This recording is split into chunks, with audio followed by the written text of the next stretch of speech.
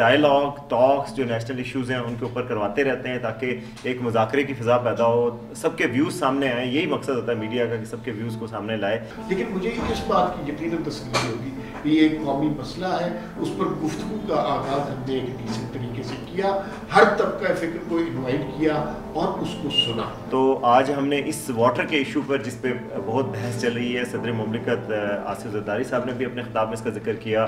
آپ بیانات بھی سنتے رہتے ہیں, سندھ سے بھی منسٹرز کے, پنجاب سے بھی بیانات آتے رہتے ہیں. تو ہم نے کہا کہ اس پہ ایک مذاکرہ کروایا جائے جس میں سب پوائنٹ آف ویوز کو سامنے لایا جائے. اب موجودہ پانی جو ہمارے پاس ڈسٹریبیوٹ کیا تھا اس کے اوپر شارٹیجز ہیں, تو آپ نیا سسٹم کس طرح ڈیولپ کریں گے؟ یہ کیس ہے صوبہ سندھ کا. پنجاب کے ہر کینال کے اوپر صوبہ پنجاب شارٹیجز شیئر کرتا ہے, ارسا کو بھیجتا ہے. اور آج ہماری سندھ کی پوزیشن یہ ہے کہ ہماری 14 کینالز کے اوپر 3 بیراجز کے اوپر 1,30,00,000 ایکڑ زمین تھی جو ہم ڈکیٹ سے آباد کرتے آ رہے ہیں.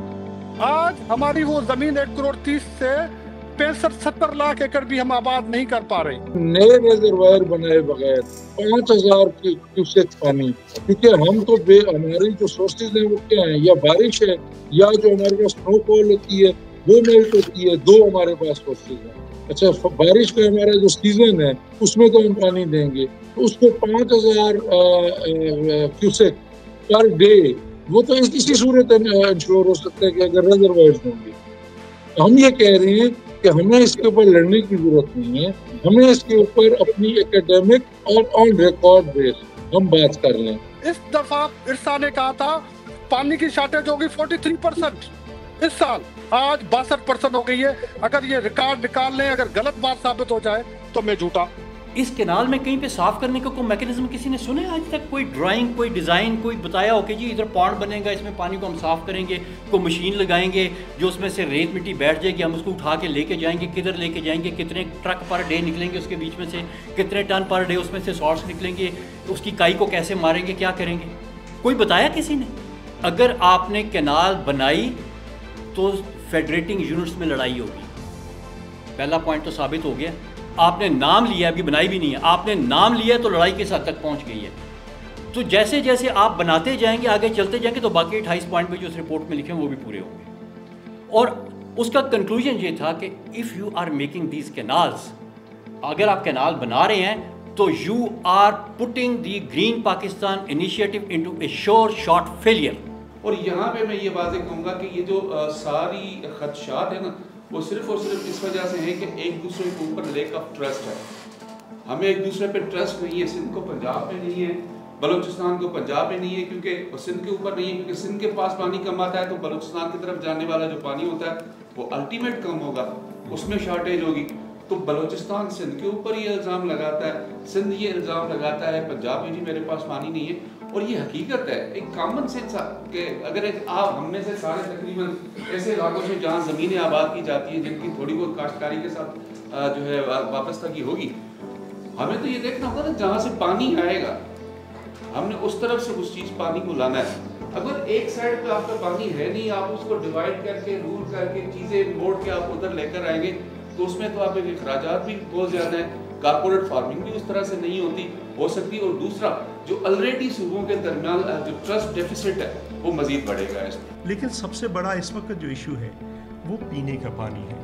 آپ اگر منچھر میں نہیں ہوگا, کنجر میں نہیں ہوگا, باقی جگہوں پہ نہیں ہوگا. آخری میرا پوائنٹ یہ ہے کہ اگر اس وقت آپ لوئر ریپیرین کی بات نہیں سنتے تو آپ انٹرنیشنلی اپنا کیس کمزور کریں. ہم بھی لوئر ریپیرین, پاکستان لوئر ریپیرین. تو اگر ہم اپنے لوئر ریپیرین کی بات نہیں سنتے تو ہم یہ کیسے توقع کریں گے کہ ہمارا اپر ریپیرین ہماری بات سنے. سو یہ ایشوز ہیں, ان کو میرا خیال ہے ان کو بہت, اس کا فورم جو ہے وہ CCM.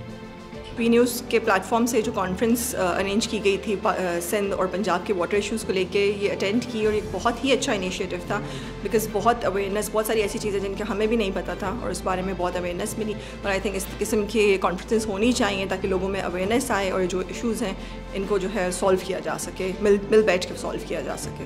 کنسٹرکٹیو قسم کی اس میں ڈسکشن ہوئی ہے جو کہ میرے خیال میں بہت خوش آئندہ ہے کہ پاکستان میں اگر اس طرح کے ڈسکشنز اس طرح کے فورمز پہ مزید کی جائیں تو اس سے یہ ہمارے جو جنرل لوگ ہیں ملک کے ان کے لیے بہت فائدہ مند ثابت ہو سکتا ہے. طرح ہوتا ہے کہ صحافت کا کام یہ ہوتا ہے کہ تمام جو نقطہ ہائے نظر ہیں ان کو عوام کے سامنے رکھا جائے، پھر اس کے بعد عوام کو فیصلہ کرنے کی دی جائے آزادی.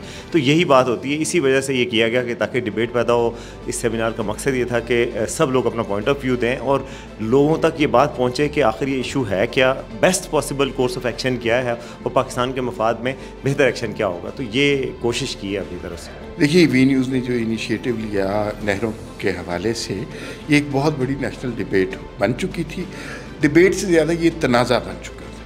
اس کے اوپر ایک سنجیدہ گفتگو کی، ایک سنجیدہ ڈائلاگ کی ضرورت تھی جس میں تمام سٹیک ہولڈرز اپنا اپنا نقطۂ نظر بیان کریں. کسی بھی ایک پروگرام سے، کسی بھی ایک ڈبیٹ سے مسائل حل نہیں ہو جاتے، لیکن امپورٹنٹ بات یہ ہوتی ہے کہ اس مسئلے کے اوپر گفتگو کا، ڈائلاگ کا آغاز ہو جاتا ہے. یہی ہم نے کیا اور میں یہ سمجھتا ہوں ہم نے بڑے سکسیسفلی نہروں کے مسئلے پر تمام سٹیک ہولڈرز کا نقطۂ نظر لیا. اس میں سے کیا غلط ہے، کیا صحیح ہے، یہ ناظرین اور پالیسی میکرز کا مسئلہ ہے.